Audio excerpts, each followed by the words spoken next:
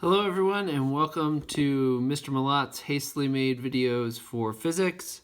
Today we're going to be going over a sample problem for how to analyze the information about light using our equations concerning a diffraction pattern. So using information about constructive and destructive interference and the equations that we have learned about them.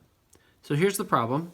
And we'll break it down. So the distance between the two slits in a diffraction pattern, or that form of diffraction pattern, is 0.030 millimeters. The second order bright fringe is measured on a viewing screen at an angle of 2.15 degrees from the central maximum. Determine the wavelength of the light. Okay, and the second order bright fringe, remember, is m equals 2. So when we're coming across these problems, we want to start by figuring out what we know. So we know that the distance between the two slits is 0.30 millimeters. So D equals 3.0 times 10 to the negative fifth meters. All right. We also know, based on the fact that we're looking at the second order bright fringe, that m equals 2. And then we know that the distance or the angle between the central maximum and the second order bright fringe is 2.15 degrees from the central maximum. So we know that theta equals 2.15 degrees. Okay, and that's what we know. What we're trying to find is the wavelength. Okay, now let's draw a little bit of a diagram, get a sense of what we're looking at. So we have two slits.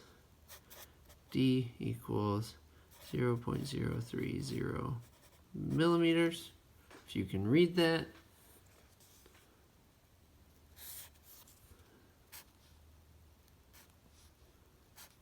Diffraction pattern, something like that.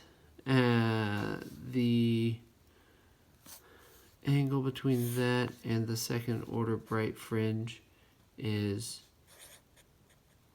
2.15 degrees. Okay, this should technically be a gap, but that's okay. So we have this information. Let's pick our equation. So far we've only learned two, the one for destructive and the one for constructive interference. And if we go back up to the top, we see that we're looking for the second order bright fringe, which means we're looking at constructive interference. So we're going to want D sine theta equals m times lambda. Now we just need to rearrange it so that lambda is by itself. To do that, we just divide by m. So we get lambda equals D sine theta divided by m, and then we can plug in. We get lambda is equal to 3.0 times 10 to the negative fifth meters times the sine of 2.15 degrees, all divided by 2. That comes out to lambda equals 5.6 times 10 to the negative 7th meters. Try that on your calculators. Make sure that you're also ending up with this. If we convert it into nanometers, which is the general standard for wavelengths of light, we end up with 5.6 times 10 to the second nanometers. And there we go. So that's our answer. What that tells us is the wavelength of light is in the visible spectrum, and that the wavelength corresponds to the light of a yellow-green color. And there you go. That's how you'll be doing these problems. For the most part, for 1 and 2, it'll be exactly like this for the homework. And for number 3 for the homework, you'll be doing the same thing, but you'll be isolating theta instead of lambda, since you'll be trying to figure out the angle. So you'll need to do an arc sine or an inverse sine in order to find that.